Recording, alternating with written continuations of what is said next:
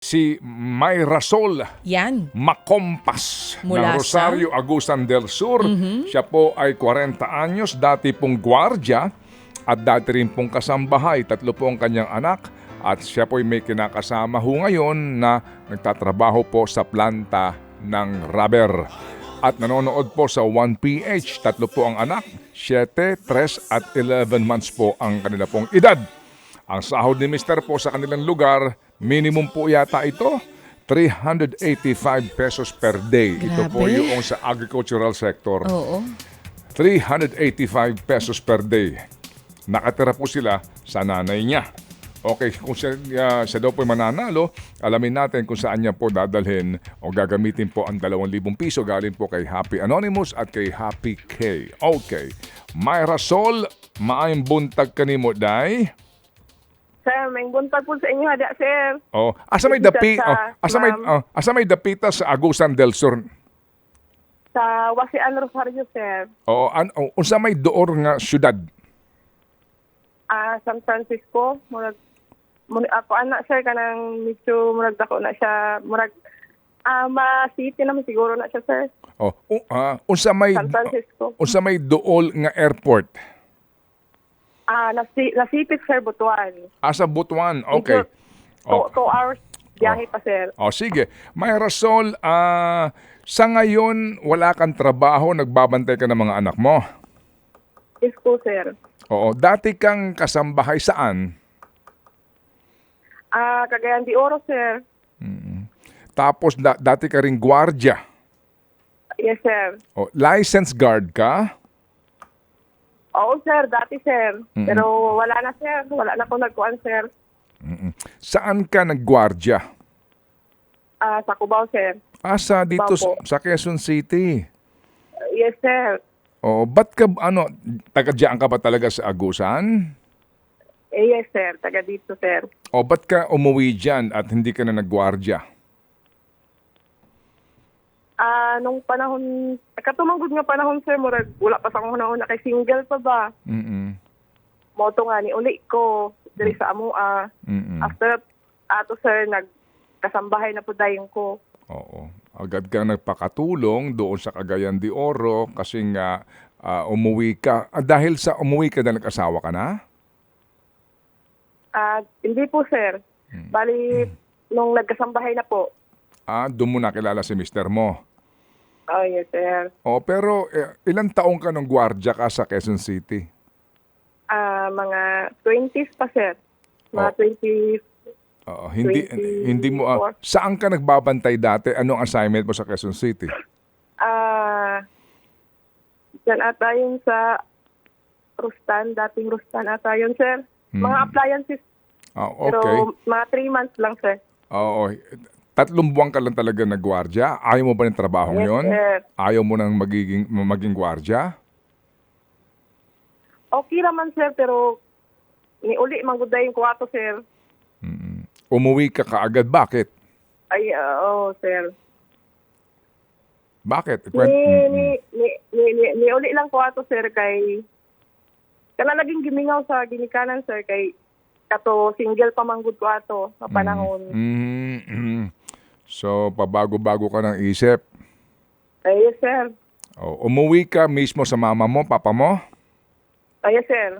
Okay, sige, ganito. Mayrasol muna, ano ang leksyon o aral kahapon galing kay Brad Jeff? Sige. Mateo 6:24.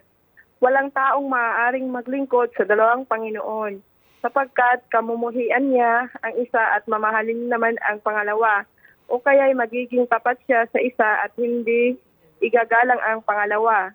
Hindi kayo maaaring maglingkod sa Diyos at sa salapi.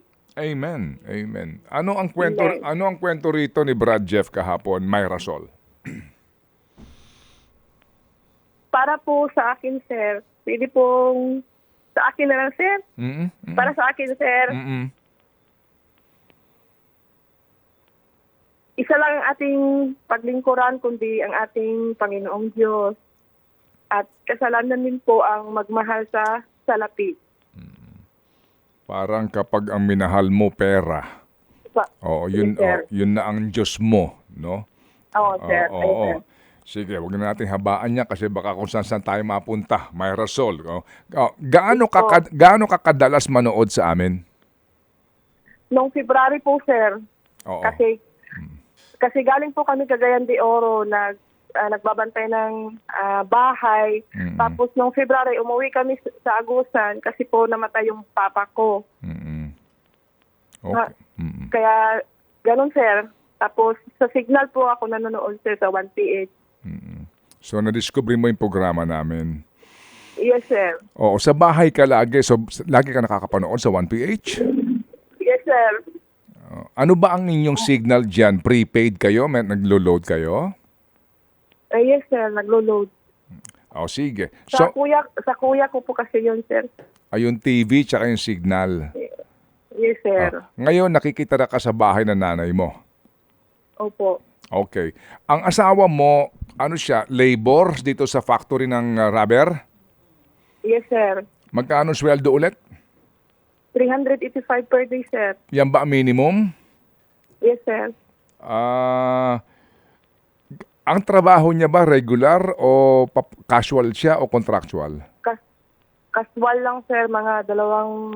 Magdadalawang buwan pa lang po. Ngayon ba may bigas kayo dyan sa bahay? Wala nga po, sir. Tapos nandito po kami ngayon sa hospital. Bakit?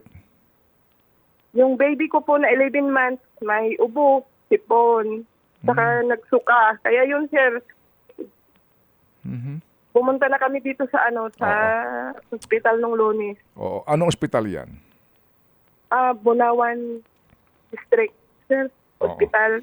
So, itong 2,000 na premyo mo, dyan mo gagamitin sa bunso mo. Opo, sir. Kasi walang sir, panggastos.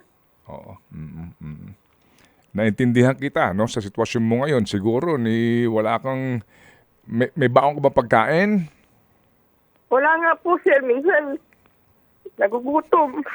Confined ba ngayon ang bunso mo? Yes, sir. O sige, ganito Mayrosol, ha? Oo. Yung 2,000 baka sa ngayon, sandali. Meron bang gamot na kailangan ang bunso mo? Wala na. Parang wala na ata, sir. Kasi, depende po, sir, kung may irisita pa sila, sir. Oo. Tapos, ano siya? Na-dehydrate ba siya? Nagswero ba siya? Nilagyan ng dextrose? Opo, nilagyan po ng dextrose. Oo. Tapos naubos na yung dextrose. Sabi ng doktor kanina, sir, kunin na lang yung dextrose tapos i-hip lock na lang. Okay. So, out of danger na ba itong baby mo? Opo, sir. Praise God. Opo. So, ngayon, hindi pa kayo sigurado kung kailan kayo makakauwi. Yes, sir. Kasi po, may plema pa daw po. May plema pa. Gatingog, manggod iyang dughan, sir, pag magginawa. Oo.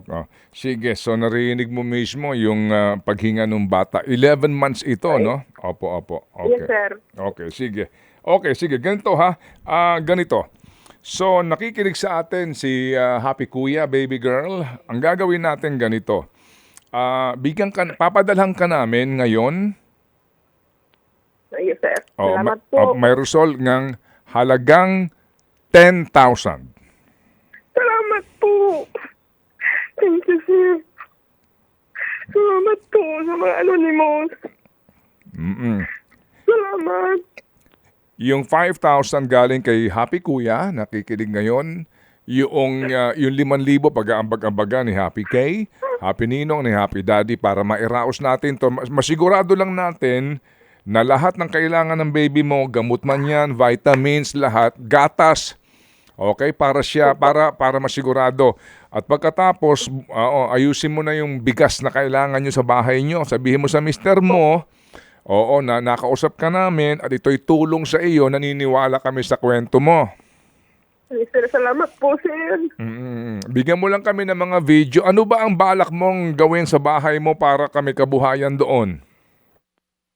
May liit akong sir, tindahan, mga 3K lang yun, sir, tapos utang pa.